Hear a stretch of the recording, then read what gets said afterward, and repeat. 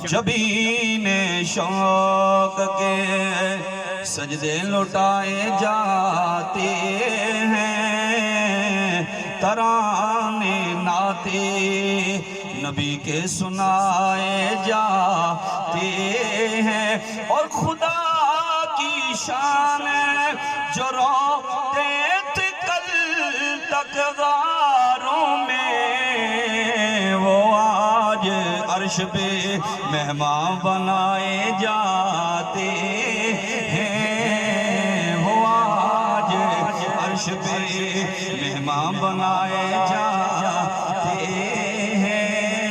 دیگر انبیاء کرام کو اللہ رب العالمین نے اپنی صفات کا مظہر بنایا ہے، اپنی ذات کا مظہر اللہ رب العالمین نے صرف آمنہ کے لال کو بنایا۔ توجہ رکھیے گا اور بالاختصار گفتگو کروں گا ایک ہی پوائنٹ کے اوپر۔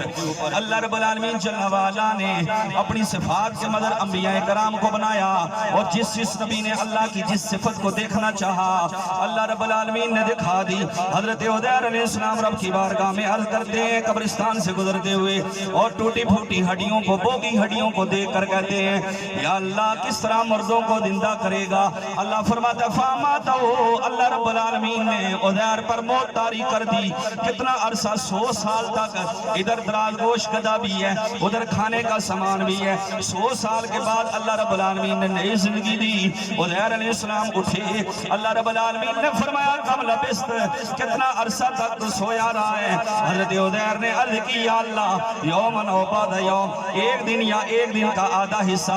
رب نے فرمایا بل لبست مئات عام، 100 سال تک تو سویا رہا ہے۔ اے عزیر تیرا ایک بال بھی کا نہیں ہوا ہے، تیری ہڈیاں بھی اسی طرح ہیں۔ اس گدھے کو دیکھ جس کی بوگی ہڈیاں نکل آئی ہیں، تیرا کھانا بھی اسی طرح موجود ہے۔ جو رب نبی کے کھانے کو